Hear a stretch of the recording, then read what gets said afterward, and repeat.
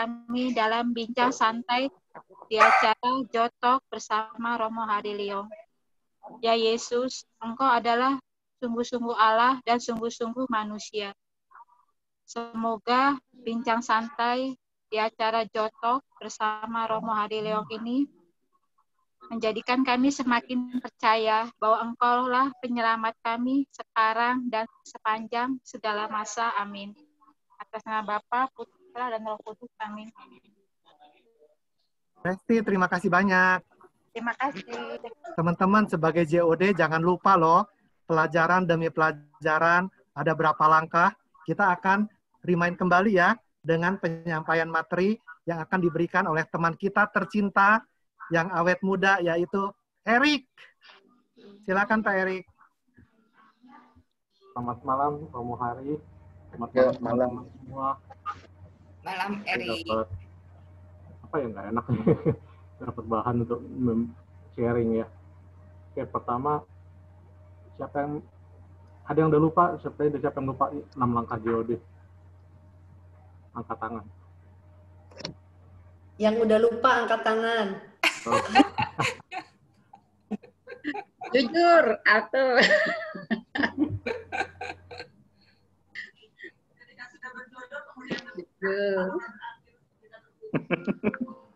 Oke, ini ya. Saya coba share.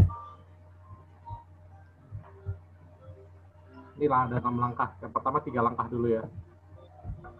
Meneliti, menafsirkan, dan menyimpulkan. Meneliti dilambangkan dengan mata, menafsirkan tanda tanya tanda seru, menyimpulkan kurung-kurung awal. Masih ingat semua kan, meneliti ngapain, menafsirkan apa yang dilakukan, dan menyimpulkan ngapain di situ. Mau dites atau gimana? Langsung aja. Ada yang mau coba meneliti apa yang dilakukan waktu meneliti?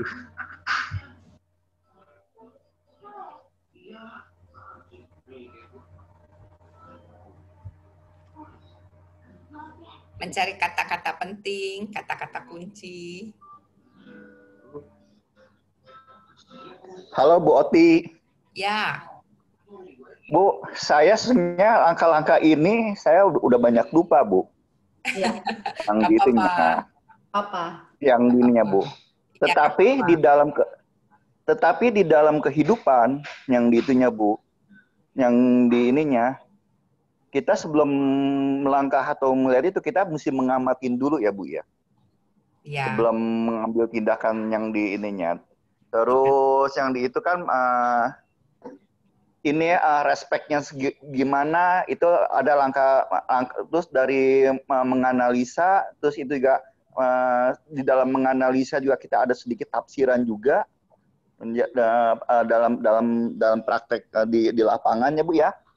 Dan nanti hasilnya pun itu untuk hasil itu nanti kan dari menafsirkan itu kan menyimpulkan yang ditunya.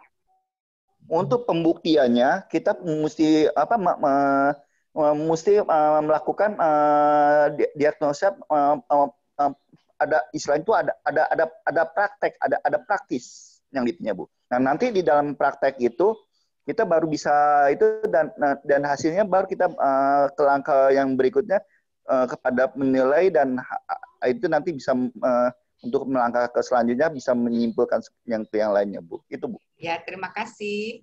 Terima kasih Pak Nikolas. Silakan ya. lanjutkan Pak Eri. Oke, jadi kita ada 3 langkah. Pertama, meneliti, menafsirkan, menyimpulkan. Saya singkat aja ya. Jadi meneliti, menafsirkan, menyimpulkan ini kita masih fokus pada teks bacaan ya. Belum mengena pada diri kita. Dan 3 langkah berikutnya barulah itu hal-hal yang mengena diri kita, yaitu menilai, menerapkan, dan mewujudkan. Menilai di sini dilambangkan dengan timbangan, menerapkan hati, dan mewujudkan buah panah ke bawah. Jadi itu 6 langkahnya ya. Oke, sekarang kita lanjut saja langsung, biar cepat. Nah, karena 6 langkah JOD itu saya coba lakukan, terapkan dalam bacaan Injil. Itu Injil Minggu Biasa ke-25 yang jatuh pada hari Minggu besok ya. Jadi ini belum dibacakan. Saya ambil dari Injil, yaitu Matius bacanya dari Matius 20 ayat 1 sampai 16a. Itu adalah perumpamaan tentang orang upahan di kebun anggur. Kalau dilihat di Alkitab, ternyata Injil ini hanya ada di Matius, jadi tidak ada di sinoptiknya. Sekarang kita mau baca, siapa yang pertama membaca ayat 1 sampai 4. Boleh minta Nanti Kiriati? Ya. Ayat 1 sampai 4. Matius 20 ayat 1 sampai 4. Perumpamaan tentang orang-orang upahan di kebun anggur. Adapun hal kerajaan surga sama seperti seorang tuan rumah yang pagi-pagi benar keluar mencari pekerja-pekerja untuk kebun anggurnya. Setelah ia sepakat dengan pekerja-pekerja itu mengenai upah sedinar sehari, ia menyuruh mereka ke kebun anggurnya. Kira-kira pukul 9 pagi, ia keluar pula dan dilihatnya ada lagi orang-orang lain menganggur di pasar. Katanya kepada mereka, pergi jugalah kamu ke kebun anggurku, dan apa yang pantas akan kuberikan kepadamu. Dan mereka pun pergi. Terima kasih. Berikutnya itu 5 sampai 8, boleh minta Bu Resti?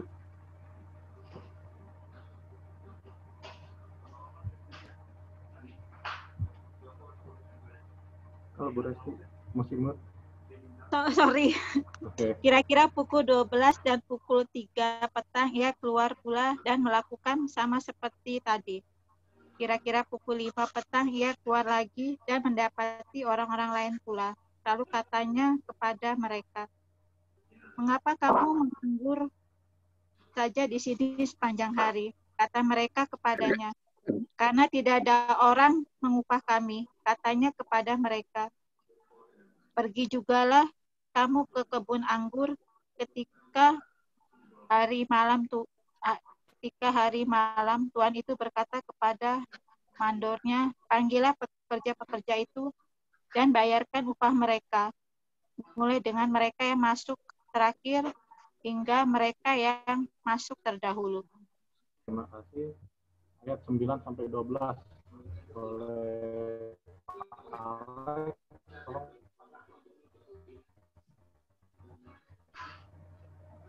Alex. Oke. Lalu datanglah mereka yang mulai bekerja, kira-kira pukul 5, dan mereka menerima masing-masing 1 dinar. Kemudian datanglah mereka yang masuk pertama, sangkanya akan mendapat lebih banyak, tetapi mereka pun menerima masing-masing 1 dinar juga.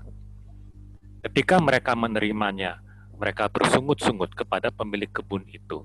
Katanya, mereka yang masuk terakhir ini hanya bekerja 1 jam, dan engkau menyamakan mereka dengan kami yang sehari suntuk bekerja berat dan menanggung panas terik matahari.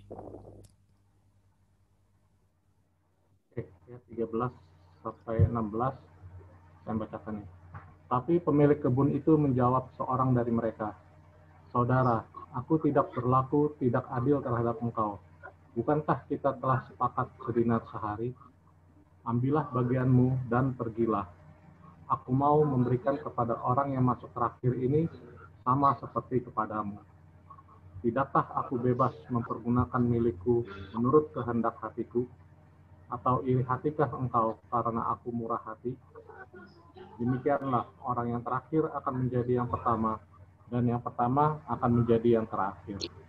Demikianlah sabda Tuhan. Pujilah Kristus. Oke, jadi dari perikop ini, yang pertama kita teliti apa? Saya ingat.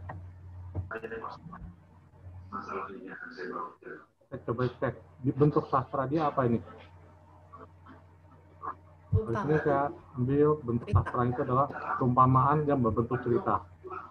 Di sini ada suatu cerita tentang pemilik kebun anggur yang mencari pekerja-pekerja untuk bekerja di kebun anggurnya. Jadi di sini beberapa tokoh-tokohnya ya pemilik kebun anggur, lalu pekerja-pekerja, dan ada satu mandor gitu ya. Lalu untuk kata pentingnya yang saya ambil, kebun anggur, kerja, murah hati, dan kehendak hati. Sedangkan untuk kata kunci, Saya ambil rendah hati dan murah hati.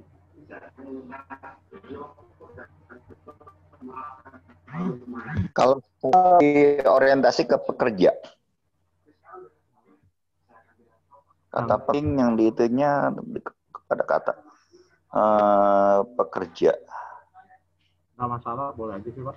Setiap orang bisa beda-beda sih Pak. Saya mau ambil rendah hati dan murah hati, no problem. Ada aja, bikin aja mau yang terdahulu, Kata kunci. pertama dan terdahulu. Ya. Kata kunci murah hati.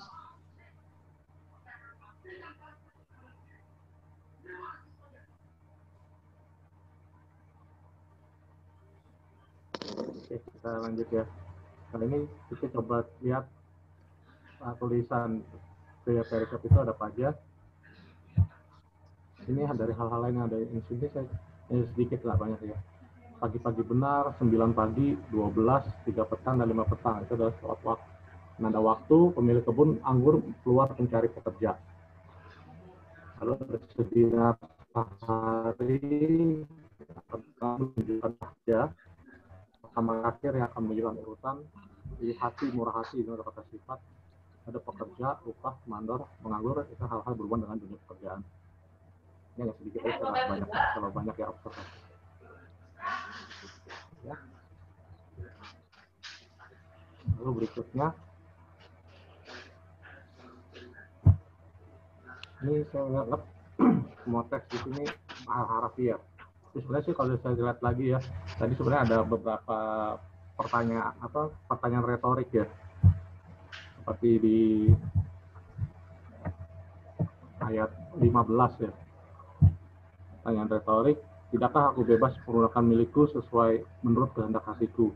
Atau di ayat 13, bukankah kita telah sepakat sedinar sehari? Itu soal pertanyaan retorik, karena memang kan di awalnya pemilik dan pekerja itu sudah sepakat tentang upahnya.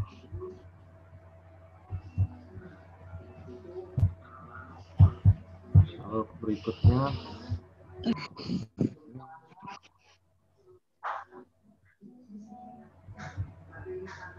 pengelompokan ayatnya ada 4 kelompok. Yaitu pertama tentang pencari pekerja, pemilik anggur mencari pekerja, lalu 8-10 tentang upah para pekerja.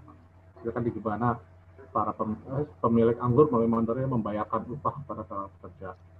Lalu 11-15 itu kehendak pekerja dan kehendak pemilik, mana pemilik membayarkan semuanya sama, 1 dinar sedinar sehari, siapapun itu yang masuknya kapan, yang masuk misalnya kerja 1 jam, kerja 3 jam, dan dari pagi. Sangat pekerja merasa bahwa yang masuk dari awal pertama kali dia berhak mendapatkan lebih daripada yang masuk terakhir. Dan ayat 16 ada suatu penutup. Oke, sampai sini ada yang mau tanya? Ini mau di.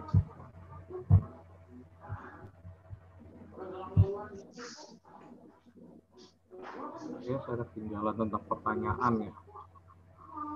Saya bacakan aja ya tentang pertanyaan ya. Ada beberapa pertanyaan yang saya buatkan sebelum kita masuk ke observasi. Penafsiran kita buat pertanyaan. Sini pertanyaan saya bikin, mengapa menggunakan perumpamaan kebun anggur? Lalu siapakah pemilik kebun anggur itu? Seberapakah pagi-pagi benar itu? Berapa besar upah sedinar sehari? Lalu mengapa pemilik anggur keluar beberapa kali dalam sehari? Siapa sajakah pekerja-pekerja yang bekerja di kebun anggur itu? Lalu berapa jumlah pekerja-pekerjanya? Dan apa maksud waktu dan cerita ini? Pagi-pagi benar, 9 pagi, 12, 3 petang, dan 5 petang. Ada maksudnya dari jam waktu-waktu tersebut. Oke, sampai sini dulu. Ada yang mau kita diskusikan? Kita langsung arti kata kunci.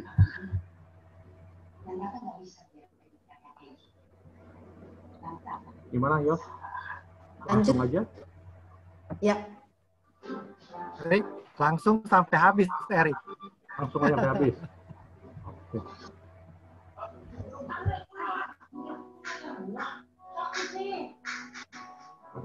Oke. karena saya view presentasinya, view slide-nya dibesarin, Erik. yang ini besarin. Iya.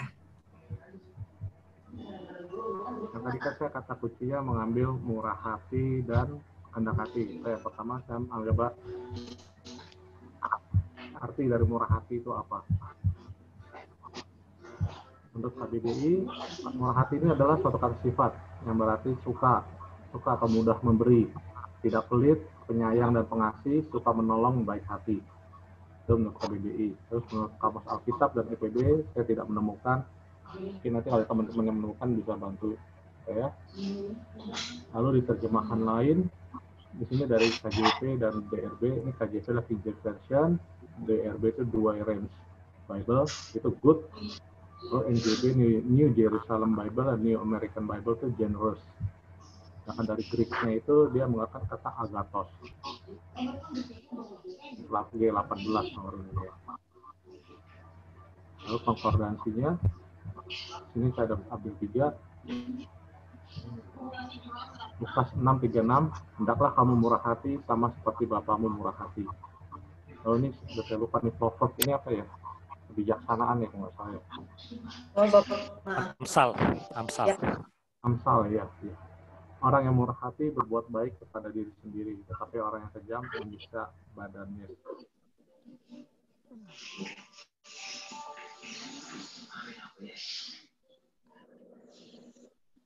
Ada seorang murid perempuan bernama Tabitha, dalam bahasa Yunani Dorcas. Perempuan ini banyak sekali berbuat baik dan memberi sedekah. Di sini agak aneh ya, kenapa murah hati berbuat baik? Karena gini, saya awalnya saya ngambil dari konkordansi yang G18 ini. Kita G18 ini ya keluarnya salah satunya adalah ini. Kisah Para Rasul 9 ayat 36. Oke, lanjut ke komentar para ahli, saya ada 2. Pertama dari Matthew Henry, bahwa murah hati itu adalah sifat Allah yang baik, lalu berbuat kebaikan dan sangat senang berbuat kebaikan. Sedangkan menurut Pastor Van Lex, dari bukunya Tafsir Injil Matius, murah hati itu aslinya ada baik, tetapi dalam arti murah hati atau dermawan. Nah, sini saya coba bikin kesimpulan. Murah hati itu adalah kebaikan untuk selalu memberi. Oke, berikutnya adalah kehendak hati. Saya bagi kehendak hati. Menurut KBBI itu adalah suatu kata benda, kemauan, keinginan, dan harapan yang keras. Ini kamus Alkitab dan EPB saya tidak menemukan. Terus sebentar ya, EPB itu saya menemukan. Saya menemukannya seperti ini. Jadi dia kata Yunaninya, saya cari dari kata Yunaninya, yaitu dia telo. Di sini ya. Dia menggunakan kata Yunani adalah telo, dan di EPB itu kata telo itu diartikan sebagai rencana Allah. Kalau ada EPB bisa dibuka, itu ada di bagian rencana Allah.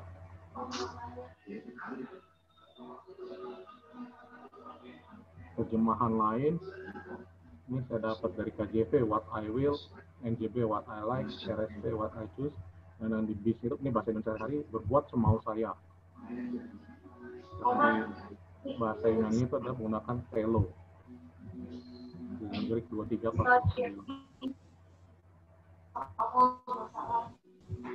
Untuk konkordansinya saya ada 3, sudah saya ambil.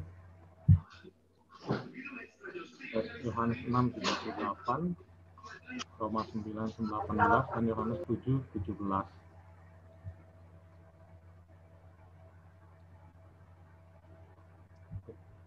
Baru berikutnya untuk komentar para ahli, ini saya belum terjemahkan ya, kan dari baru kopas doang. Jadi ada dari Barclay. Lalu kebetulan Barclay saya dalam bahasa Inggris. Kemudian dari Matthew Henry. Oh, Allah sebagai pemilik segala sesuatu yang baik, mempunyai kedaulatan penuh untuk menggunakan miliknya. Dia boleh memberi ataupun menahan berkatnya sesuai kehendaknya. Semua yang dilakukan Allah dilakukannya dengan bijak dan untuk tujuan-tujuan kudus.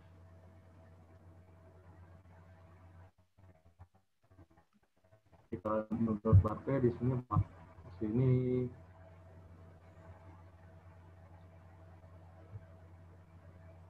ya bahwa dari apa yang Allah berikan itu adalah untuk kebaikan dari hatinya, dan bahwa Tuhan memberikan itu bukanlah suatu upah, tapi adalah anugerah.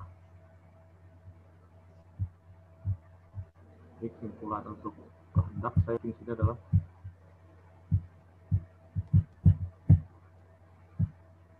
kedaulatan penuh dalam menggunakan apa yang menjadi miliknya. Lanjut lagi, Yos.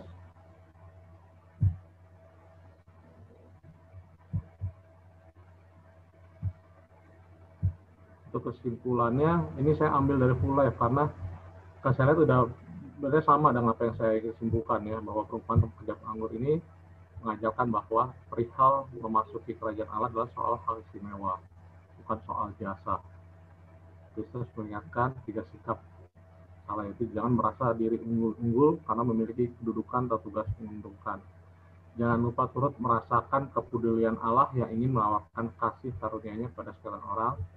Dan jangan iri hati terhadap berkat rohani yang diterima oleh orang lain. Jadi di sini ya, dan ayat nomor 2 dan 3 ini adalah sesuai dengan ayat 15.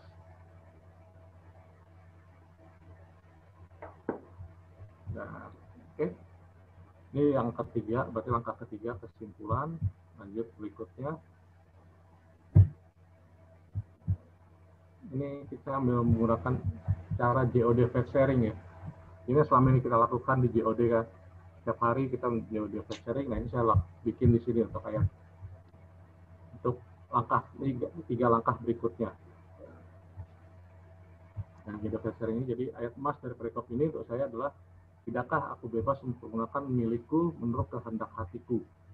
Atau iri hatikah engkau karena aku murah hati?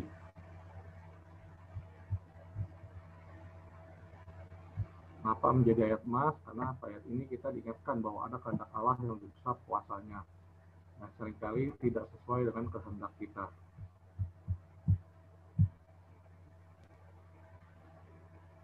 Nah, ini kuatkan dengan apa yang difirmankan Allah melalui Nabi Yesaya. Jadi di bacaan pertama ya dari hari Minggu, Yesaya 5:8, sebab rancanganku bukanlah rancanganmu, dan jalanmu bukanlah jalanku, demikianlah firman Tuhan. Tapi dari perikop Injil ini kita diingatkan bahwa dasar kehendak Allah itu adalah kemurahan hati Allah pada manusia. Secara rancangan Allah itu adalah rencana keselamatan bagi manusia.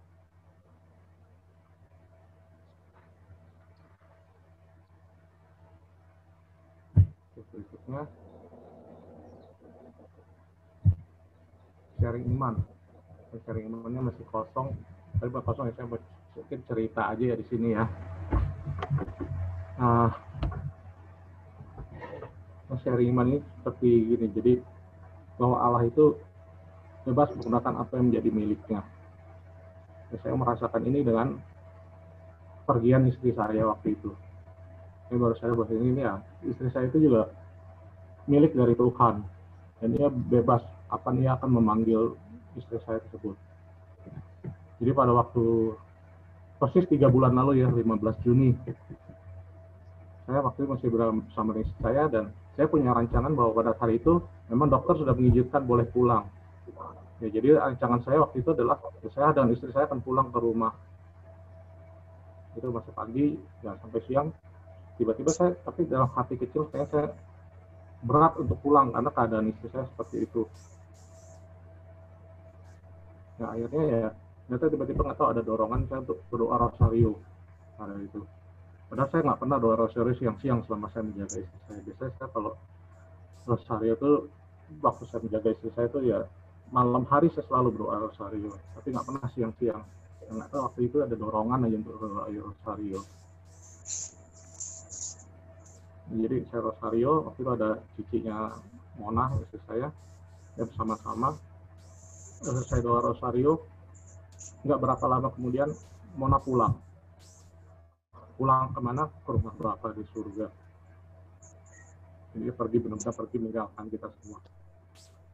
Jadi ya di situ memang itulah rancangan Tuhan untuk Mona, bukan rancangan saya untuk Mona yang terjadi.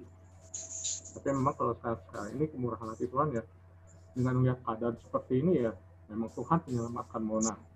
Karena keadaan saat ini untuk kalau Mona masih ada mungkin akan berat ya buat dia. dan juga untuk saya juga. Jadi Tuhan juga menyelamatkan saya juga. Saya dibilang seperti itu. Jadi itulah kemurahan hati Tuhan untuk Mona dan juga untuk saya. Dengan janji saya adalah karena saya harus dapat menerima kehendak Tuhan meskipun tidak sesuai dengan kehendak saya. Karena dari semua itu ada kemurahan hati Tuhan bagi saya. Dan pastilah ada keselamatan. Karena itulah yang Tuhan inginkan dari semua umat manusia. Terima kasih, Erik. Oke, sudah selesai. Oke, Yos. Kembali ke Yos. Erik, terima kasih banyak. Ya, terima kasih Ko Erik. Bagus banget. Teman-teman, kita diingetin lagi ya sama Erik mengenai 6 langkah JOD, terus yang JOD faith sharing ya, kita diingatkan ini lengkap banget. Thank you banget. Nah, sekarang tibalah saatnya talking with Romo Hari. Romo, sebagai YouTuber baru nih Romo tentu tahu kan Katolisitas itu loh, Ibu Ingrid dan Bapak Stefanus.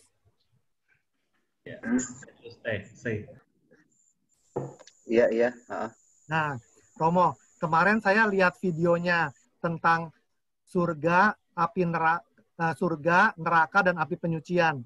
Yang saya tangkap nih, Romo, yang saya tangkap ya, Allah itu maha adil. Karena Allah maha adil, maka orang yang baik terus, 100% dari awal sampai akhir dia baik terus, dia masuk surga. Nah, tapi ada orang yang baik, jahat, baik, jahat, baik, jahat.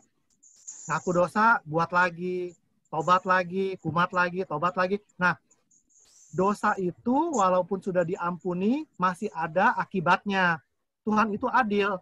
Jadi orang-orang semacam itu akan masuk ke api penyucian. Maka itulah keadilan Tuhan. Kalau kita kaitkan, Romo, dengan yang pemaparan Pak Erik tadi, tentang keadilan Tuhan nih, Romo. Yang pagi-pagi benar, 1 dinar. Yang jam 5 sore, baru kerja sebentar, udah terima upah. Keadilan Tuhannya di mana? Silakan, Romo.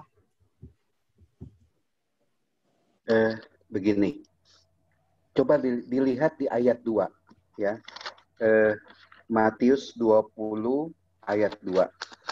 Ketika tuan rumah itu keluar, pergi pagi-pagi benar, ya, keluar mencari pekerja-pekerja untuk kebun anggurnya. Ayat 2 dikatakan, setelah ia sepakat dengan pekerja-pekerja itu mengenai upah sedinar sehari. Ya, jadi mereka sudah sepakat. Pekerja-pekerja itu dengan si tuan rumah itu, si pemilik kebun anggur itu sudah sepakat. Deal. 1 juta 1 hari upahnya. Kira-kira begitu. Ya, kira-kira begitu. Kan sudah deal. Awal, ketika pagi-pagi buta, si tuan rumah ini keluar dan ketemu dengan orang-orang yang diminta, katakanlah, ya mari kerja di kebun anggur saya. Dan sudah deal, sepakat. Ya, sepakat 1 hari itu 1 dinar.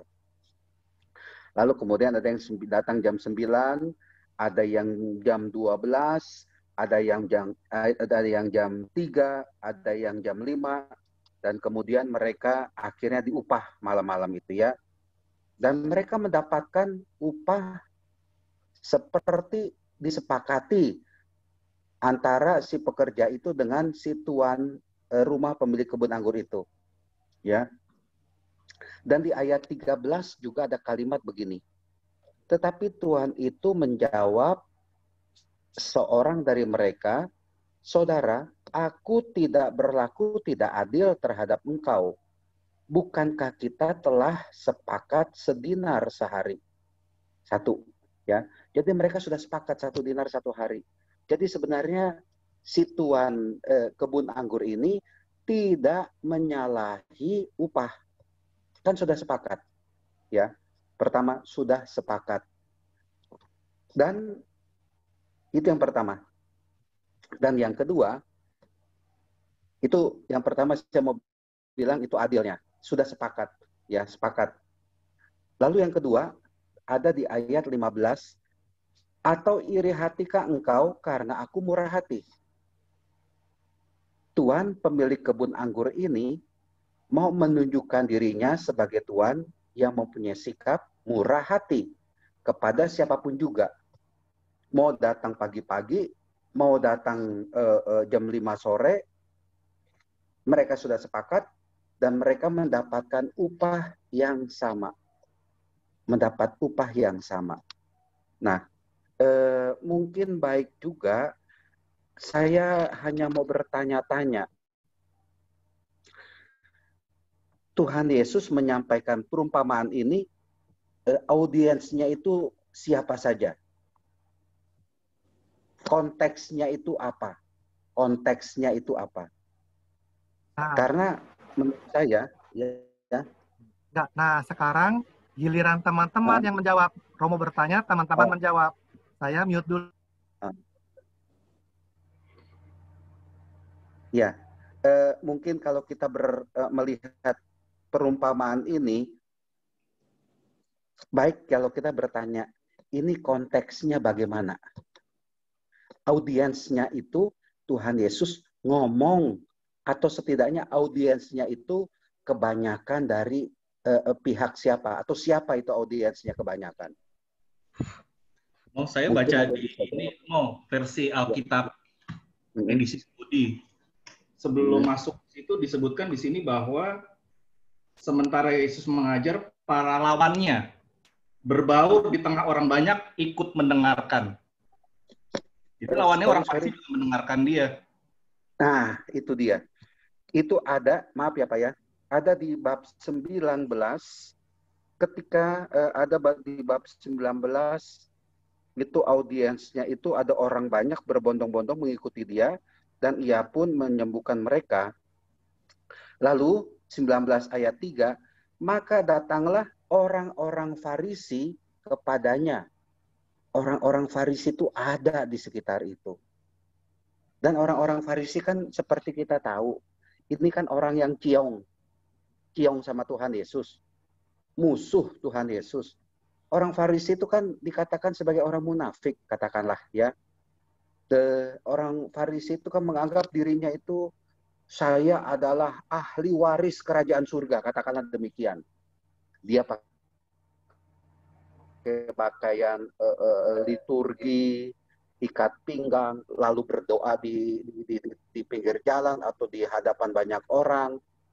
Di pasar dia menunjukkan sikap religiusnya, dan seolah-olah ya dia menganggap dirinya itu orang yang mendapatkan karunia besar dari Allah. Ya, orang Farisi itu punya pendapat, saya ini adalah orang yang mendapat karunia lebih besar dari Allah dibandingkan dengan orang lain. Nah, saya juga mau melihat begini. Jangan-jangan orang yang datang pagi-pagi benar yang dikunjungi oleh si tuan kebun anggur itu jangan-jangan orang Farisi. Gambaran orang Farisi. Saya sudah mengikuti engkau, saya sudah ada bersama dengan engkau, maka saya layak mendapatkan jauh lebih banyak lagi dibandingkan dengan dia yang datang kemudian, dibandingkan dengan dia orang yang berdosa, dibandingkan dia dengan orang yang katakanlah ya kelas bawah, dibandingkan dengan dia yang pemungut cukai, perempuan yang bezinah, ya, berhadapan dengan orang yang berdosa, berhadapan dengan orang yang tidak layak. Saya ini kan orang yang diutamakan oleh Allah. Seperti orang Farisi itu mengatakan demikian. Tetapi dengan perumpamaan ini, inilah dia. Tuhan Yesus membalik itu semua. Dibalik itu semua. Ya, bahwa Allah itu murah hati. Bahkan kepada orang Farisi pun Allah itu sebenarnya murah hati. Kan sudah sepakat 1 dinar itu. Lalu semuanya mendapatkan upah yang sama. Ya, di hadapan Allah semuanya itu sama. Nah, ini sikap mau dinomor satukan, diutamakan, mendapat berkat lebih banyak daripada orang lain. Ini yang mau yang mau dikoreksi oleh Tuhan Yesus, saya pikir, dari bacaan Injil hari ini. Karena audiensnya itu banyak juga disebut tadi di bab yang tadi saya bilang, orang Farisi itu mulai masuk itu di situ. Gitu. Ya. Teman-teman yang masih penasaran, ayo ditanya ke Romo Hari.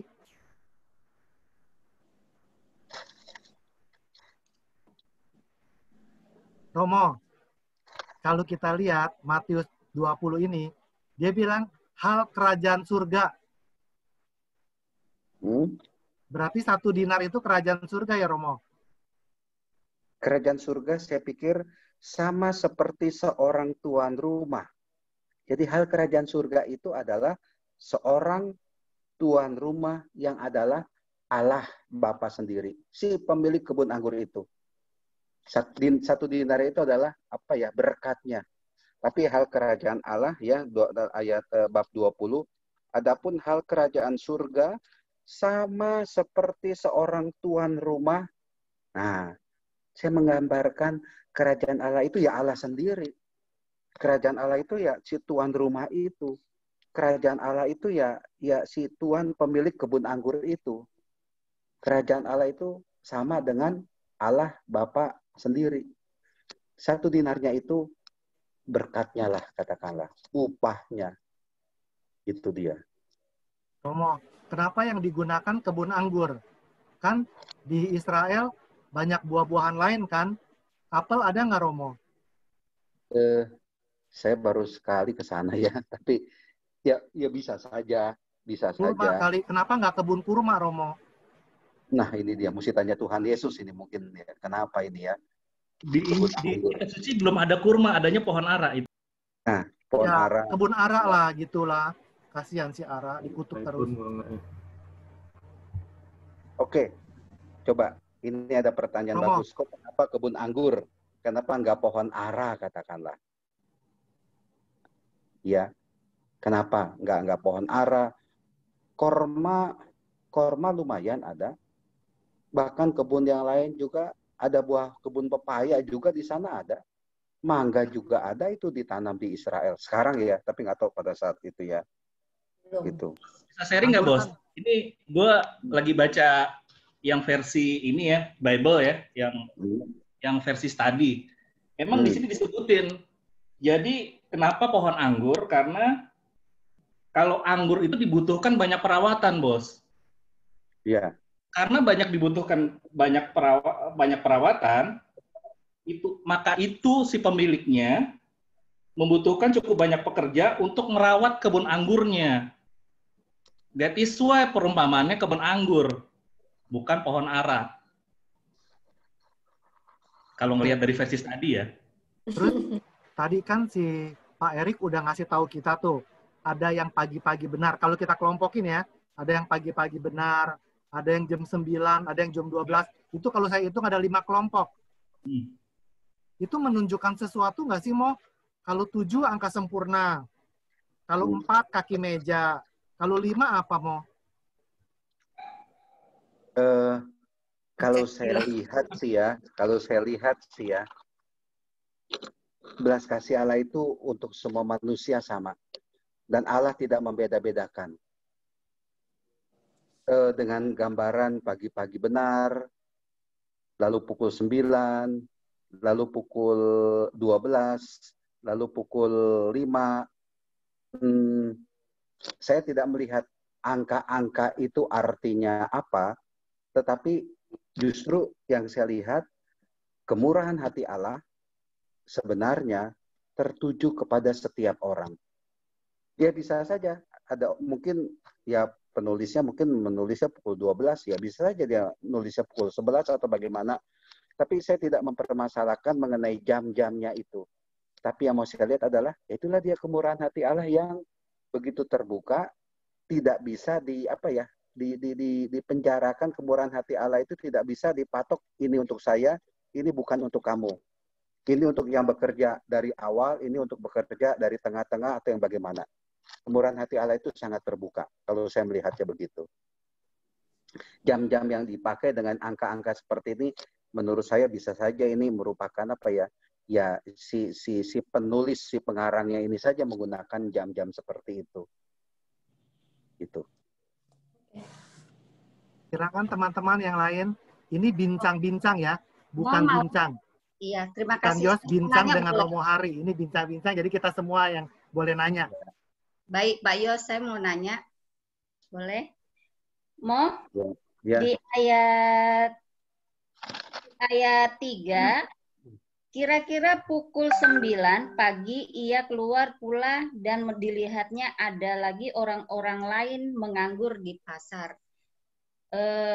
Mungkin belas kasih Allah itu yang mencari orang-orang yang menganggur itu untuk bekerja supaya mereka mendapat penghidupan atau gimana, Mo?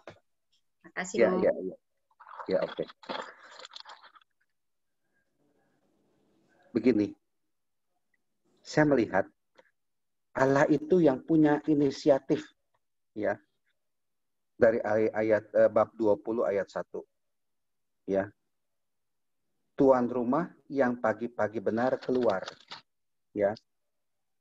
Pagi-pagi benar tuan rumah itu yang keluar, ya. Lalu tadi di ayat 3, kira-kira pukul 9 pagi ia keluar pula.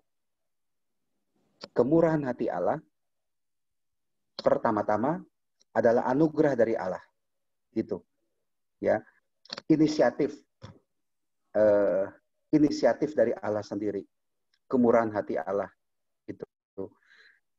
Sebenarnya Allah itu sangat murah hati kepada kita, kepada manusia, asalkan manusia bisa menangkap inisiatif dari Allah itu. Ini Allah punya kehendak apa kepada saya, kepada kita, itu. Dengan kata keluar itu saya mau mengatakan, ya Allah yang lebih dahulu mencari kita. Allah itu yang lebih dahulu peduli kepada kita. Allah itu sangat peduli kepada kita. Allah itu memperhatikan kita. Diibaratkan seperti orang yang menganggur, nggak punya apa-apa, nggak bisa apa-apa, nggak bisa bekerja apa-apa. Bagaimana dia harus cari nafkah, membiayai makan keluarganya. Pada saat seperti itu, Allah yang digambarkan si pemilik kebun anggur bukanlah Allah yang diam saja, bukanlah Allah yang berpangku tangan begitu saja, tapi Allah yang punya inisiatif untuk mendatangi manusia, datang kepada manusia, hadir dalam hidup manusia. Itu, ya. Mungkin itu jawaban dari saya. Mungkin yang mau sharing yang lainnya juga silahkan loh ya. Nggak jadi masalah. Itu setidaknya kalau saya membaca seperti itu, bahwa Allah itu sangat memperhatikan manusia. Tidak ada manusia yang tidak diperhatikan oleh Allah.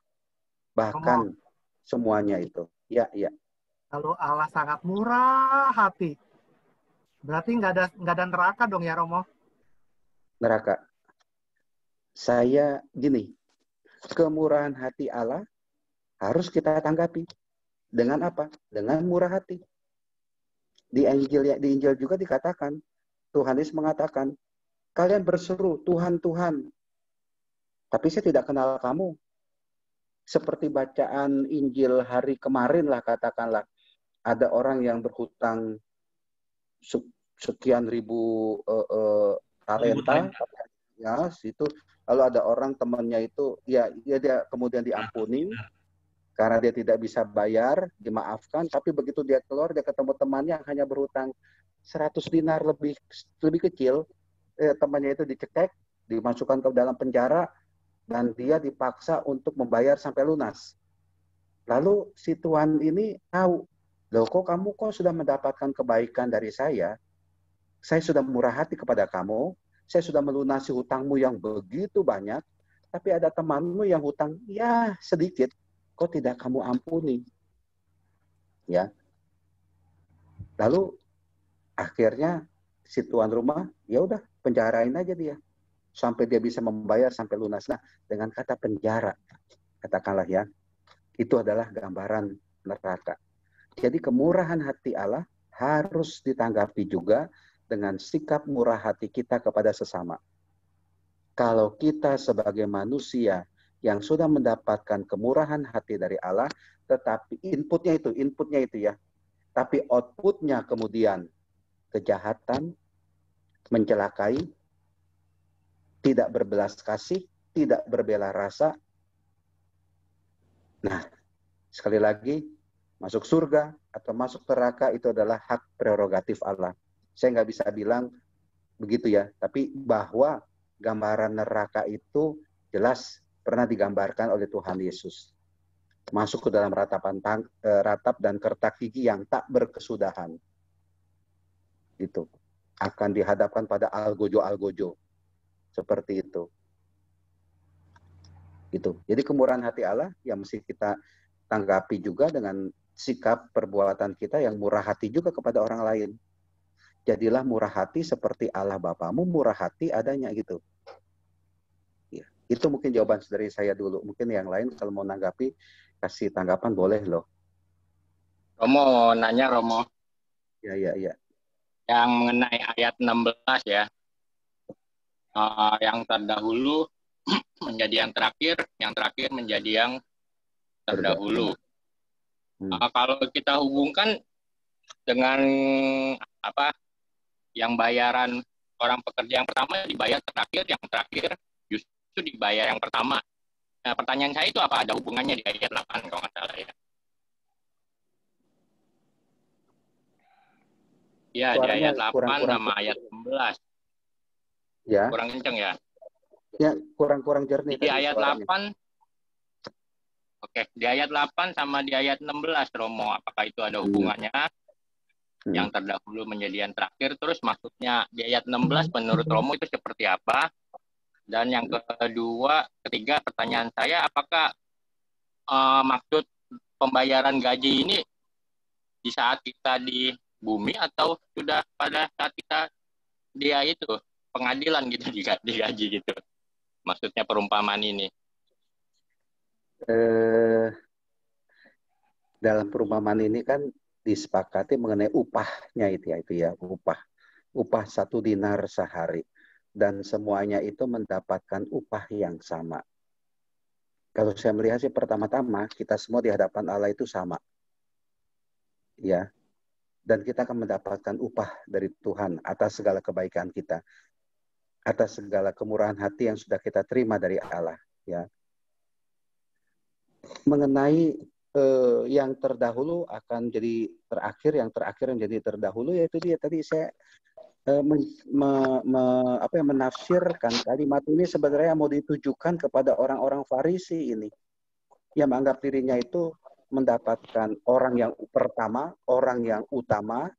Orang-orang Farisi menjadi orang yang nomor 1, menjadi orang yang kelas wahid katakanlah, menganggap dirinya itu diprioritaskan, diutamakan, tetapi akhirnya di hadapan Allah karena mereka itu punya kesombongan rohani,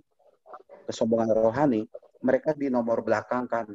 Tetapi orang-orang yang biasa-biasa saja, pemungut cukai, orang berdosa yang mau bertobat, itu yang didahulukan oleh Allah. Ya. Orang yang dianggap oleh orang-orang Farisi itu orang-orang yang kelas bawah, orang-orang hina yang dicap rohaninya itu nggak baik, tidak seperti saya orang Farisi yang rohaninya baik, yang kalau berdoa duduk berdiri di depan memandang Allah gitu ya. Tapi kalau di belakang itu orang berdoa di belakang sepertinya itu tidak layaklah di hadapan Allah menurut orang Farisi itu. Ini menurut saya ya ayat 16 ini Tuhan Yesus katakanlah nyindir orang-orang Farisi yang punya kesombongan rohani, merasa diri utama, merasa diri nomor 1, merasa diri hebat, tetapi di hadapan Allah semuanya itu tidak ada artinya. Karena apa yang dia tampilkan, orang-orang Farisi itu tampilkan sandiwara. Depannya bagus, dalamnya seperti kuburan. Ini ya, sehingga Yesus mengatakan, ya kamu menganggap diri seperti orang yang utama, orang yang hebat, tapi kamu akan ditaruh di paling belakang. Tapi orang-orang yang kamu anggap tidak layak itu, tapi mereka mau bertobat, mereka mau kembali kepada Allah, mereka mengakui segala dosanya, ya, mereka akan masuk ke dalam kerajaan surga terlebih dahulu. Itu seperti yang mau dikatakan oleh Tuhan Yesus. Ya. Coba lihat ketika bab 19 itu tadi konteksnya mengenai orang-orang Farisi yang dianggap sebagai orang-orang hebat, dan ketika dia datang, orang-orang Farisi itu datang untuk mencoba Yesus. Kemudian tampillah kisah Yesus memberkati anak-anak. Itu kan ada sesuatu yang apa ya? Jomplang begitu. Orang Farisi yang dianggap orang yang hebat, orang yang utama itu, tapi tiba-tiba Yesus ada kisah dalam Injil memberkati anak-anak. Justru yang mempunyai sikap seperti anak-anak itu, yang di nomor 1 kan katakan yang diberkati. Karena menganggap diri dia tergantung kepada Allah, menganggap diri dia itu orang yang rendah, tidak berdaya, tidak membutuhkan belas kasih, membutuhkan pertolongan dari Allah, dari Tuhan Yesus, ya seperti itu. Upah mengenai sedinar, setiap pekerjaan yang kita lakukan akan mendapatkan upah lah dari Tuhan. Itu. Tapi yang penting adalah mari kita terus bersikap murah hati, seperti halnya si pekerja pohon anggur ini murah hati, seperti halnya juga Tuhan Yesus yang murah hati. Oke, itu yang bisa saya jawab. Mungkin yang lain kalau mau bantu menjawab atau bagaimana, silahkan loh. Ya. Romo, sorry. Jadi maksudnya pertanyaan yang ketiga, upah itu berkaitan dengan berkat di bumi atau nanti setelah kita di surga, masuk surga itu upah? Menurut Romo dalam konteks yang nanti kerja kalau ini kita sudah di akhirat sana nanti.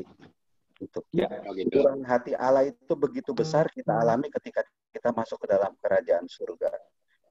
Itu. Mau nambahin dikit itu kalau dilihat di ini agak melompat, kan si Petrus nanya, terus upah saya apa dong, udah ninggalin semuanya. Di situ disebutkan di pasal bab 19 pasal 29b, dan semua orang karena namaku meninggalkan rumahnya, saudaranya laki-laki atau saudaranya perempuan, bapak atau ibunya, anak-anak atau ladangnya, akan menerima kembali 100 kali lipat dan akan memperoleh hidup yang kekal. Jadi apakah seperti yang ditanya Pak Robin tadi, dan udah diinin sama Romo, jadi maksudnya apakah upah 100 kali lipatnya itu didapat di dunia, dan hidup kekal itu digambarkan dengan upah 1 dinar sehari? Mungkin begitu kali, atau gimana? Tanya Bapak yang tanya tadi itu. Tapi saya membacanya begini ya. Yang dikatakan oleh Tuhan Yesus, setiap orang karena namaku meninggalkan rumahnya, saudaranya laki-laki atau saudaranya perempuan, bapak atau ibunya, anak-anak atau ladangnya akan menerima kembali 100 kali lipat. Saya tidak membayangkannya secara fisik. Tapi yang mau saya katakan adalah, kalau kamu mengikuti aku, yang akan kamu terima adalah kebahagiaan. Kebahagiaan dalam kerajaan surga. Kebahagiaan dalam kehidupan kekal. Ya. Ini mungkin kayak bahasa yang dipakai oleh Matius untuk menyampaikan sabda Tuhan Yesus, kalau engkau meninggalkan ini, maka kamu akan mendapatkan anugerah besar dalam kerajaan surga. Nah, bisa saja 1 dinarnya itu adalah nanti kita dapatkan dalam kerajaan surga, dan 1 dinarnya itu saya pikir bukan dalam bentuk sekian jumlah uang yang kita dapatkan atau sekian upah yang kita dapatkan. Jangan diidentikan itu dengan 1 dinar secara fisik. Tapi yang akan kita dapatkan adalah ya kemurahan hati Allah itu. Kemurahan hati Allah itu kita alami di dunia ini. Kita mengalami kemurahan hati Allah loh sebenarnya. Ya, ketika kita mengalami kesulitan, kita berdoa katakanlah, ya, lalu kita ketemu jalan keluarnya, dan kita bisa menyelesaikan masalah itu. Itulah dia kemurahan hati Allah. Ya, dan kemurahan hati Allah itu nanti mencapai puncaknya ketika kita berjumpa dengan Allah. Kemurahan hati Allah. Yang kita terima ini memang kemurahan hati Allah. Tapi puncaknya nanti ketika kita berjumpa dengan Allah dan diperkenankan untuk masuk ke dalam kerajaan surga bersama dengan Allah. Saya tidak mau terpaku pada 1 dinar yang jumlahnya sekian dalam bentuk fisik seperti itu. Tapi yang mau dikatakan oleh Allah, itulah dia kebahagiaan. 1 dinar itu membahagiakan. Dan 1 dinar itu bukan berarti jumlah tertentu nominal, tapi kebahagiaan, kegembiraan yang mau diberikan oleh Allah kepada kita. Saya pikir itu ya. Terima kasih, Mo. Halo Romo. Ya. Halo. Ya, halo. Oh, ini kalau dikupas ya Mo ya, dari ayat 1 dengan ayat 5 Mo. Ini tuannya itu pagi-pagi sekali sudah mencari para pekerja Mo. Dan kepada pekerja itu membuat kesepakatan untuk melakukan mengenai upah hasil kerjanya, dan itu dilakukan pula sampai di ayat kelima yang diitunya itu mencari pekerjanya pun itu sampai pukul dibilangnya di sini dibilangnya sampai jam 3 Mo yang dihitunya, dan sama-sama Mo. Berarti di sini menunjukkan bahwa ini ayatnya bahwa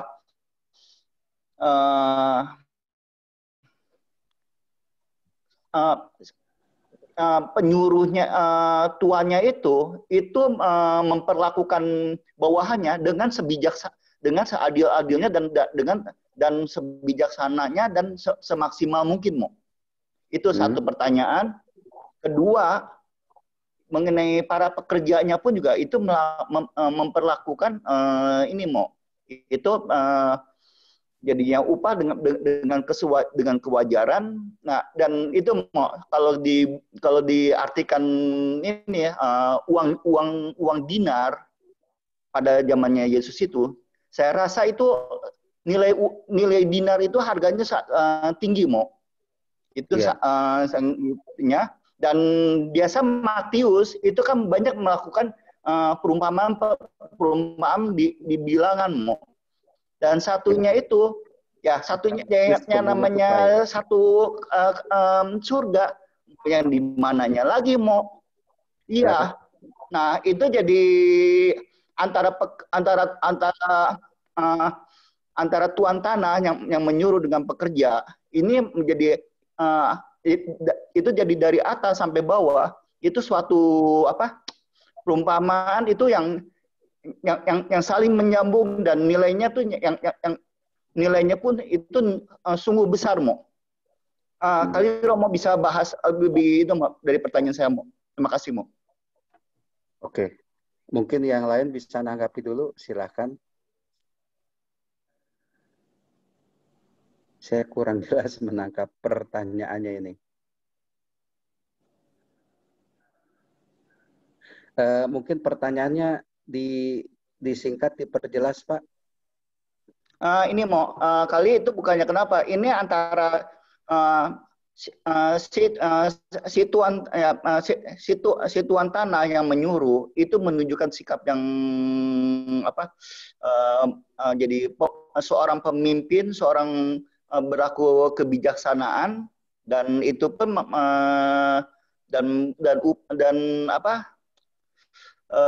untuk pekerjanya pun itu diajak untuk melakukan pekerjaan dengan kemurahan, jadi bukan hanya dinilai dengan hanya uang semata Mo.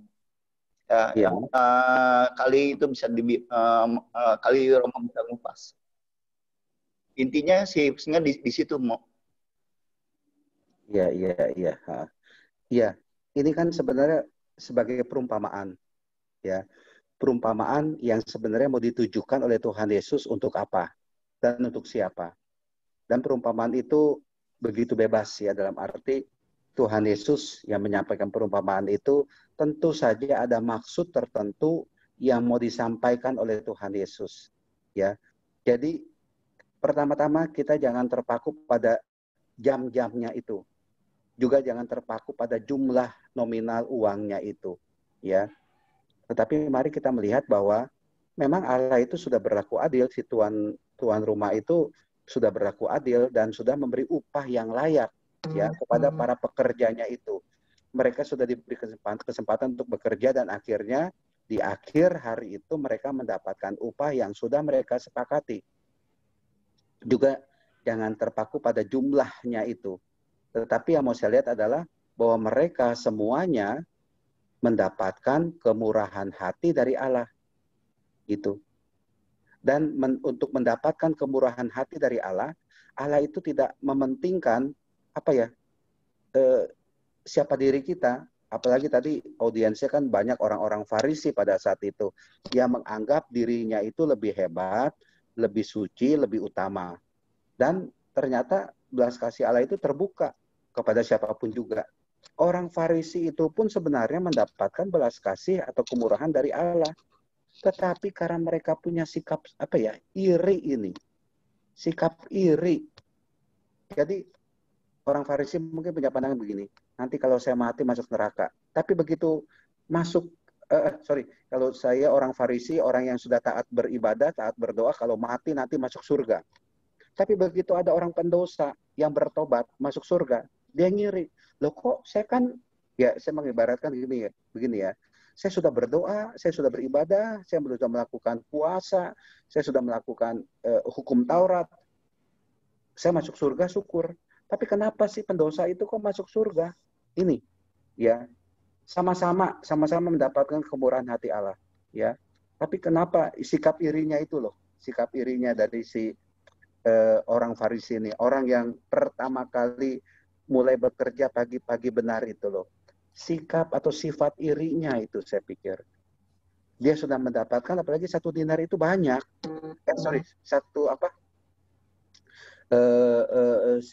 upahnya itu mengenai sedinar itu sudah banyak.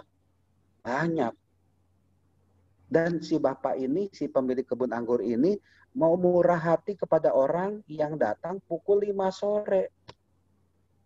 Ya. Kenapa?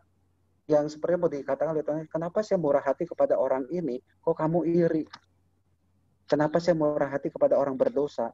Ya, saya membayangkan ya, mengibaratkan, merefleksikan orang yang datang pukul 5 sore yang kemudian dicap dia baru bagaimana? Dia baru bertobat katakanlah. Kok mendapatkan hak kerajaan surga, masuk ke dalam surga seperti itu. Irinya ini loh yang baik kita menjadi perhatian kita. Jangan sampai dikuasai oleh sikap atau sifat iri ini. Ya, mungkin itu dulu yang bisa saya jawab katakanlah. Kalau ada yang mau menambahkan, boleh loh. Ya. Romo, berarti dari perikop ini, Matius 20 ini, jadi yang kita tarik kesimpulan, 1, Allah itu adil. Semua bisa masuk surga, semua dapat 1 dinar, dan Allah itu murah hati. Entah lu dari dulu baiknya, atau baru baik sekarang, baru bertobat sekarang, bisa tetap masuk surga. Jadi Allah itu adil dan murah hati. Iya. Ya. Nah, teman-teman, kalau kita tidak ada pertanyaan lagi dengan Matius 20 ini kepada Romo, kita sekarang nanya bebas kepada Romo apa aja ya. Setuju nggak Romo? Bentar, bos. Ada 1 pertanyaan, bos. Ya, boleh. Silakan. Romo, ini kan waktu si yang punya tuan tanahnya itu pergi, ini kan dia nanya ke orang-orang yang di pasar. Iya. Mengapa kamu menganggur? Kamu menganggur saja sepanjang hari. Terus kata mereka kepadanya, karena tidak ada orang yang mengupah kami. Nah, pertanyaannya, kalau kita sebagai mempersepsikan diri kita sebagai orang-orang nih yang dicari, yang di jam 9, yang di jam 3, yang di jam 5, maksudnya kan kadang-kadang kita nyuruh kita, udah deh ikut dong pelayanan di lingkungan atau apa, terus orang selalu jawab, waduh saya sibuk nih kerja atau apa. Nah, kalau misalnya membaca ayat ini, bagaimana kita ngomong ke orang-orang seperti ini gitu loh, Mo. Maksudnya kita tahu bahwa Allah itu murah, tapi orang ini kan nggak ngerti kalau Allah itu murah. Mau maksudnya, lah saya kan kerja, saya nyari makan. Lah kalau saya nggak makan, kalau saya nggak kerja, nanti keluarga saya nggak makan. Jadi terlalu menganggap bahwa kemurahan berkat yang diterima itu bukan dari Allah, tapi karena usaha dia sendiri, gitu. Bagaimana kita praktikal bahwa ini lo tuh kayak orang-orang yang sedang nganggur di pasar benernya gitu loh, gitu Mo. Sorry ya Mo, kalau dalam ya Mo. Saya kurang menangkap pertanyaannya bagaimana nih jadi. Kalau saya tangkapnya Mo, si Mas Bayu ini dia kepengen sebagai orang-orang Katolik semua harus aktif Mo. Harus aktif melayani di gereja. Kalau lo sibuk banget, ya udahlah lu jadi pendoa kek. Pokoknya lu ada waktu buat melayani. Tapi ini satu orang ini, satu keluarga ini bebel banget. Nggak bisa. Gue pagi-pagi jam 5 udah berangkat. Rumahnya di Cibinong, kerjanya di Jakarta. Terus nanti pulang macet. Gue harus nunggu ganjil genap. Jam 9 baru gue pulang. Ke Cibinong jam 11. Jadi udah capek, jadi nggak bisa melayani gitu Mo. Nah terus orang-orang kayak gitu mesti diapain ya? Kan ya maksudnya menggunakan bener menggunakan ayat yang tadi tuh bagaimana? Maksudnya kan kita kan pada posisi penganggur nih benernya nih. Yang dipanggil jam 9, yang dipanggil jam 3, yang dipanggil jam 4. Kita tuh lagi nganggur posisinya gitu loh. Orang-orang yang kita lagi ngomong ini yang dibilangin Bro Yos tadi tuh yang lagi nganggur gitu. Bagaimana kita nggunain ayat ini nih bahwa ya lo tuh posisinya lagi nganggur benernya gitu loh, dan lo tuh panggil untuk melayani di kebun anggur benernya gitu loh. Apa nggak bisa digunakan ayat ini?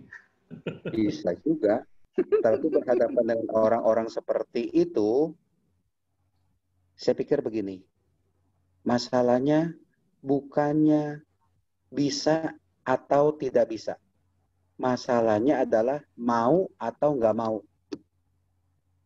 Kalau ditanya bisa atau tidak bisa, relatif. Ya. Tapi kalau mau atau tidak mau, nah ini dia. You mau nggak melayani? You mau nggak aktif terlibat? You mau nggak aktif?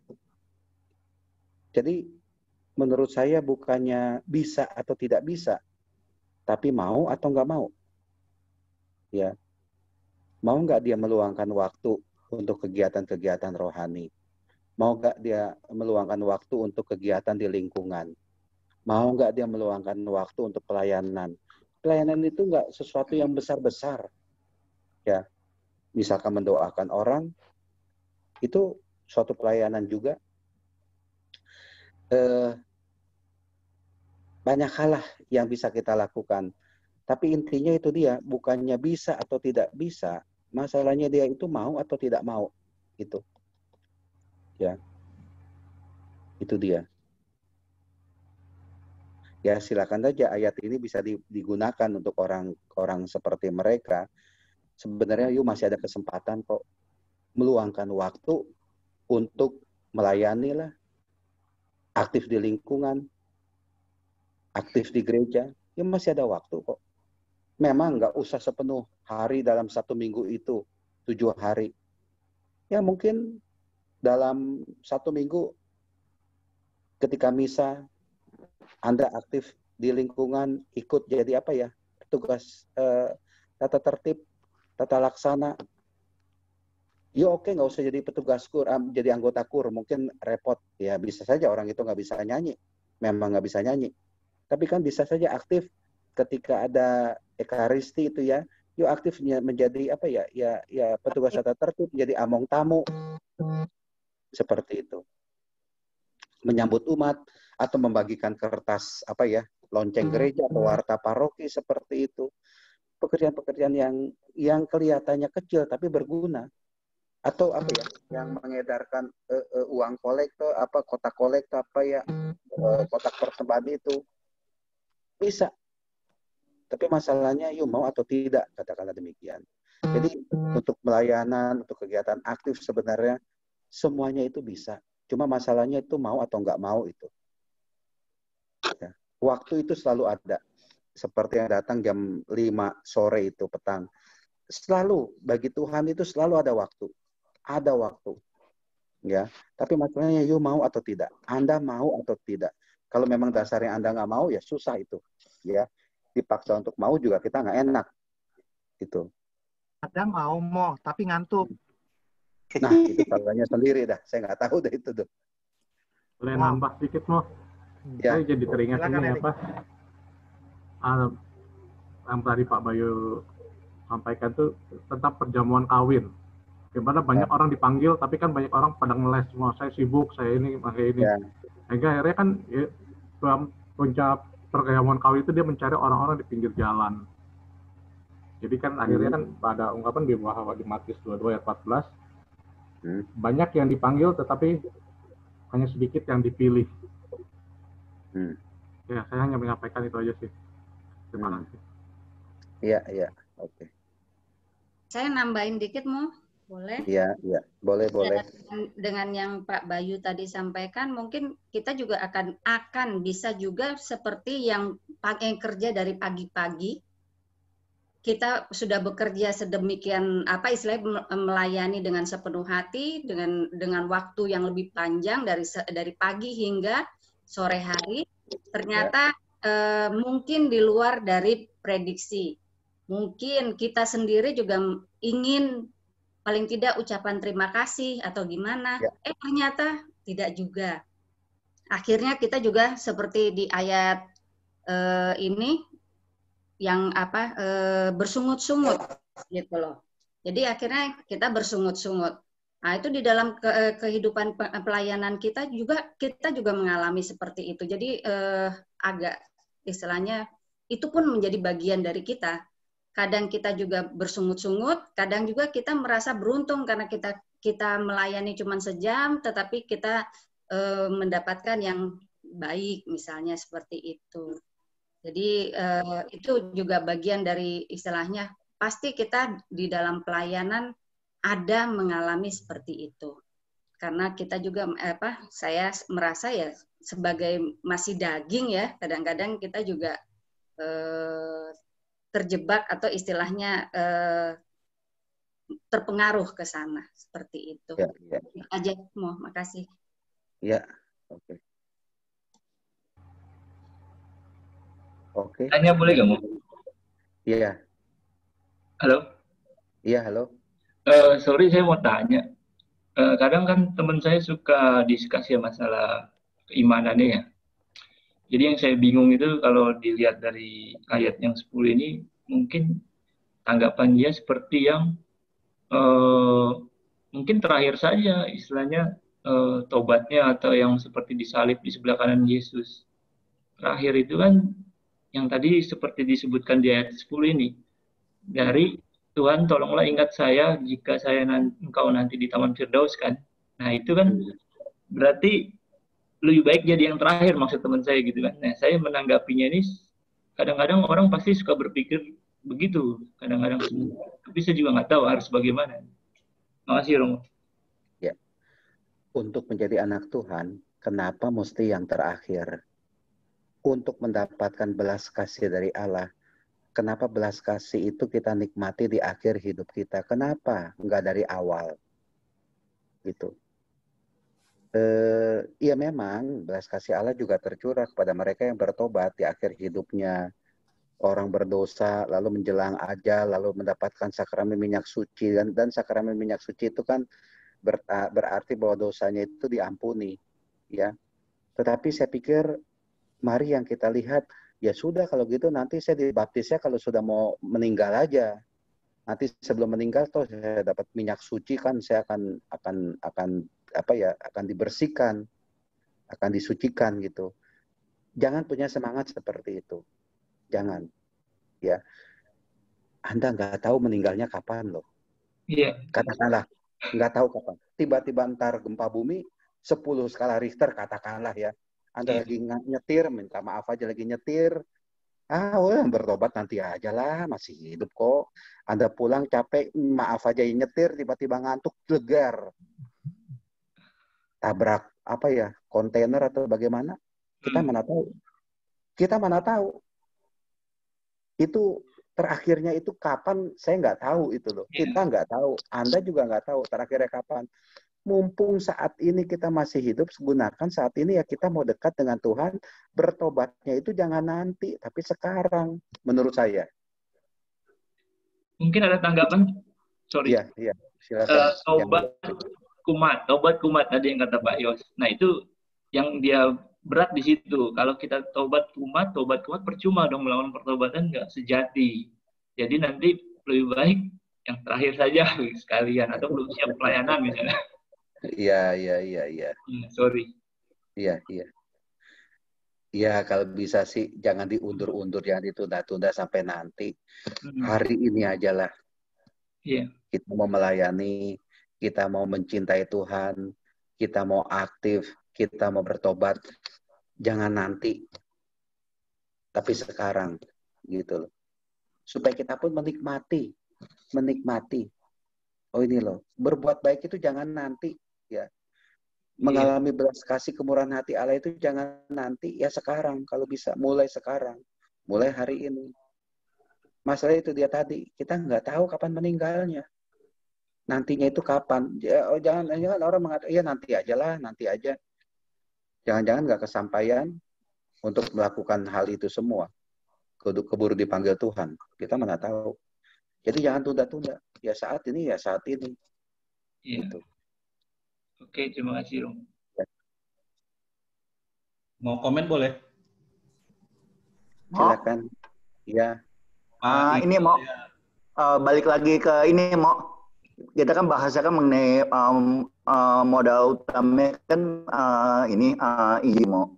Itu di ayat 3 kata-kata terakhir menganggur di pasar mau. Yang di ininya mau. Itu kalau kita renungin ya mau ya, yang gitu, jangankan zamannya Yesus mau, sampai sekarang aja yang namanya situasi di pasar itu, yang di itunya mau, itu orang yang datang di situ itu dari segala lapisan mau. Iya. Yang di ininya. Singkat aja ya mau ya, kali kelamaan mau. Yang di itunya mau. Saya ngelihatnya mau ya, pelayanan itu tidak mesti dengan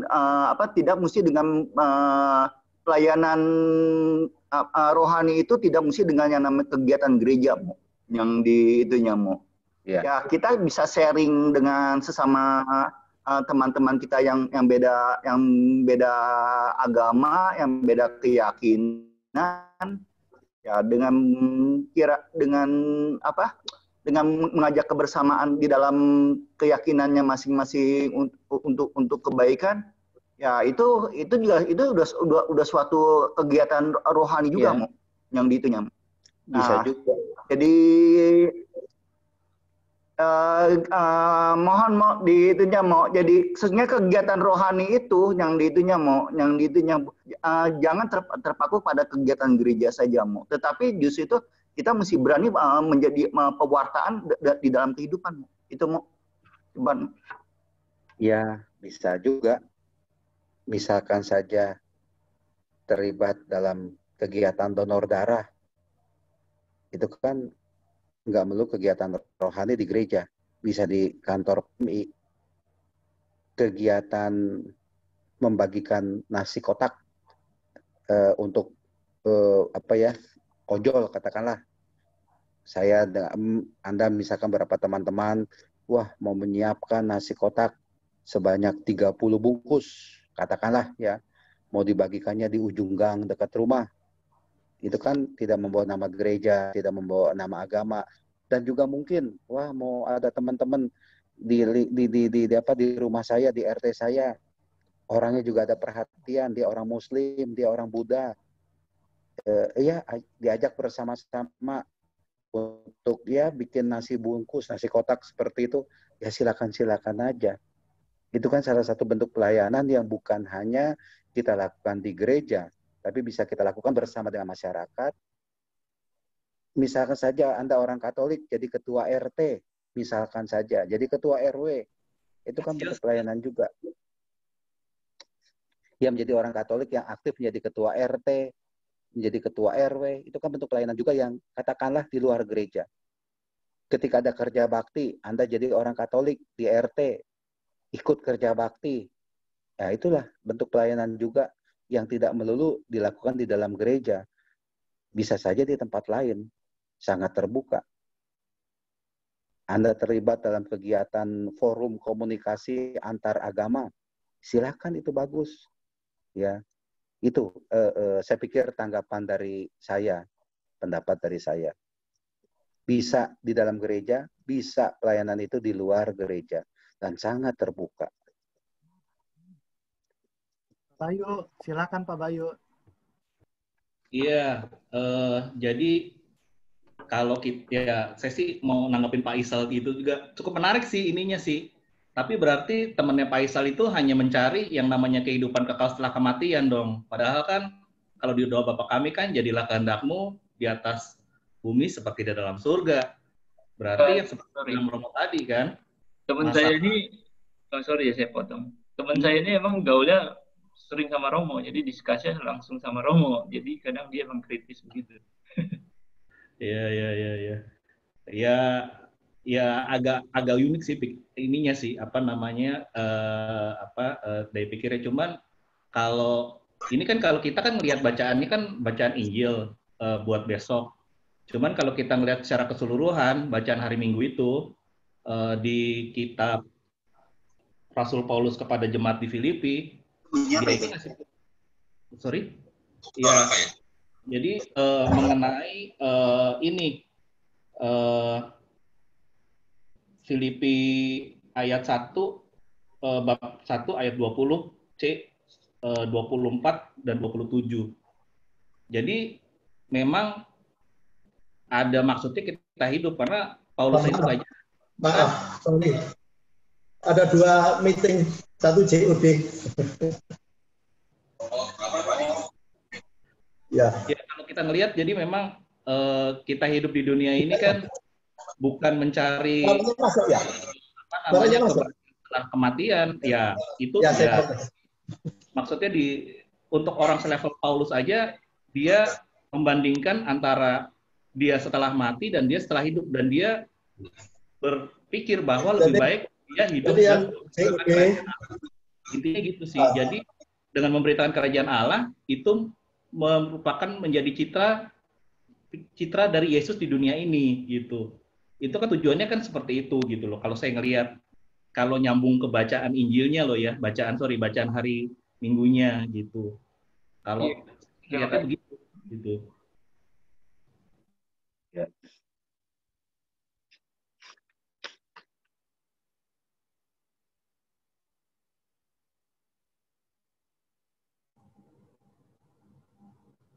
Ada lagi yang mau menanggapi? Silahkan loh. Oke, Romo, kan kita di masa ini kan misalnya misa online ya, Romo? Ya. Jadi apakah misa online itu berkatnya itu atau powernya itu sama dengan misa yang kalau kita offline, kita hadir ke gereja? Jadi Karena maksud saya bedanya, gini, Mo. Ya. Kan biasa kalau misa itu harus 1 jam sebelum komuni lah kita puasa. Nah kalau misa online, apakah sama? Atau boleh, aduh nih mau misa pagi, kita ngopi dulu deh 5 menit sebelum misa, sebelum kita buka laptop kita gitu. Ya. Terima kasih, Mo. Kalau nggak salah, Keuskupan Agung Jakarta atau Puspasamadi kalau nggak salah, atau di paroki-paroki juga ada penuntunnya. Dibuat penuntunnya baik misanya, baik sebelum misa. Jangan sampai kita kita misalnya belum mandi lah, pakai baju nggak pantas, dianjurkan walaupun kami nggak melihat. Ikutlah misa sepantas layaknya, karena yang Anda hadapi bukan sekedar kamera, bukan sekedar handphone, bukan sekedar tabs, bukan sekedar laptop, bukan sekedar TV. Yang Anda hadapi dan sedang menghadapi Anda adalah Tuhan sendiri. Jadi layakan, ya. Jadi kalau ada orang bertanya, ya buatlah diri Anda itu layak, karena ya hadirnya Tuhan itu sama. Masa Tuhan hadir lagi misa, makan nasi uduk. Lagi misa, makan bakmi. Lagi misa, bikin Indomie, makan. Gitu ya. Jangan sampai itu terjadi. Sambil misa, ngopi. Sambil misa, minum susu atau bagaimana. Jangan. Ikuti seperti Anda mengikuti misa hari Minggu, karena yang Anda hadapi itu bukan sekedar layar. Tapi yang dihadapi itu adalah Tuhan sendiri yang hadir. Kalau saya mengatakan demikian, ya. Jadi ada persiapannya juga. Jadi sama ya, Mo? Online Persiapannya. sama hadir offline. Ya. Kalau gitu, kalau Ya. mengaku Meskipun dosa, boleh nggak mau pakai Zoom? nggak boleh. Ngaku dosa itu harus romonya hadir secara face to face begitu. Jadi ngaku dosa itu nggak bisa. Tapi saya belum Nggak ngaku boleh. dosa nih, Romo. Bagaimana nih? Ya udah sekarang aja, Li. Tanya Romo parokinya. Romo gimana Ya. nih? Bagaimana nih? Pakai Zoom aja ya, Romo. Nggak bisa. Bukannya saya nggak mau, nggak bisa. Kalau tahuan, saya ditegur sama keuskupan, saya ditegur sama uskup, saya bisa diomelin saya. Kita bisa diomelin. Kok Romo ngajarin yang nggak benar, katakanlah. Kalau misa online itu oke lah. Kan misa online kita nggak bisa komunis, susah. Gitu. Aduh, saya lagi Ya, ikut tapi kalau retret, mengaku Romo belum dosa, ngaku coba nih. datang. Kalau Anda dekat dengan satu romo, katakanlah datang dengan protokol juga, ngaku dosa. Ya, siapa tahu ada romo yang Anda kenal, bisa dilayani juga lah, katakanlah. Seperti itu. Ngaku dosa secara Zoom nggak bisa. WhatsApp, telepon juga nggak bisa. Harus face to face. Itu. Bukannya nggak mau romonya. Itu dia. Teman-teman, udah jam 9 nih. Kayaknya kuota udah hampir habis. Kuota sih masih banyak, Romonya kali mau bobok kok. Oke, Romo Hari, terima kasih banyak. Ya, Jangan jemu-jemu sama kita ya. Kita Ya. emang dari Sabang sampai Merauke nih Romo sikapnya. Ada yang kritis banget, ada yang cuek banget, ada yang Ya. menjebak kayak saya pertanyaan-pertanyaannya. Tapi untung Romo nggak kejebak. Oke, kita berikan tepuk tangan ya buat Romo. Terima kasih, Romo. Lalu ya, Mo. Sama Romo. Bu Oti, makasih ya, Bu Oti. Ya, sama-sama, Bu. Penutup dulu dong. Ya. Minta Doa berkat sama penutup. Romo, minta berkat. Nah, doa penutup, terus berkatnya dari Romo ya. Oke. Nah, kalian lihat di belakang saya ada apa? Gambar apa? Buku. Tapi itu virtual. Kita cari orang yang bukunya asli, yaitu Oh, gitu. Pak Alex. Ayo silakan Pak Alex pimpin doa penutup.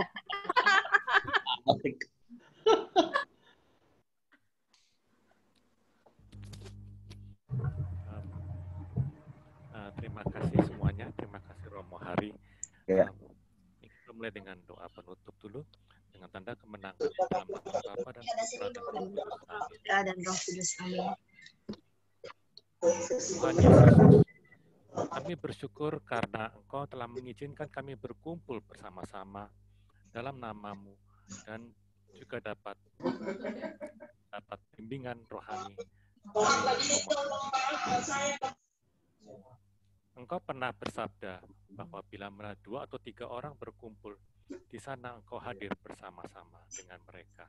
Di sini masih ada 22 orang yang hadir dalam nama-Mu. Maka dengan kehadiran-Mu di tengah-tengah kami mengucapkan sekali lagi syukur dan berterima kasih kepada-Mu ya Tuhan Yesus. Dan kami mohon berkat rahmat-Mu agar dalam kerendahan hati kami mau membuka hati kami, jiwa kami, keseluruhan kami, badan fisik, untuk dapat lebih memahami rahmat-Mu dan kemurahan hati-Mu kepada kami semua, sehingga dalam segala hal kami dapat makin memahami apa yang Engkau inginkan dari kami, apa yang harus kami lakukan untuk mewujudkan keinginan-Mu, sehingga dalam semua hal kami dapat mencapai kesempurnaan dalam diri-Mu, sesuai dengan kehendak-Mu ya Tuhan. Semua ini kami mohon dalam nama Tuhan Yesus Kristus, dalam persekutuan Roh Kudus, untuk kemuliaan Allah Bapa. Amin. Terima kasih. Tuhan beserta kita sekarang dan Sekarang selama-lamanya. dan selama-lamanya. kita sekalian semuanya, keluarga kita, mereka yang kita doakan, mereka yang kita kasihi, semuanya dilindungi, dibimbing oleh berkat Allah yang Maha Kuasa, Bapa dan Putra dan Roh Kudus. Amin. Terima kasih Ya. Romo Hari. Kita foto dulu ya. Romo Hari. Ayo Pak Isa, Romo Bu Yeni, Hari. Salam Romo untuk Romo 19, 15. Kita foto dulu. Ya. Ini yang foto siapa? Aku kok. Juni ya? Oke, Ya. Jun. Waduh, Yos tegang banget. 3 gaya ya, 3 gaya. Ini gaya pertama. Bentar. Bentar, sekali lagi. Bu Luciana pikirin gaya kedua ya. Oh gitu ya? Ya, gaya kedua kayak mana? Ayo, gaya kedua. Ayo, ikutin Bu Luciana. Aduh, gimana saya? Yuk. Ayo Bu Luciana. Oke, sudah. Mau gaya berapa gaya kok? Ya.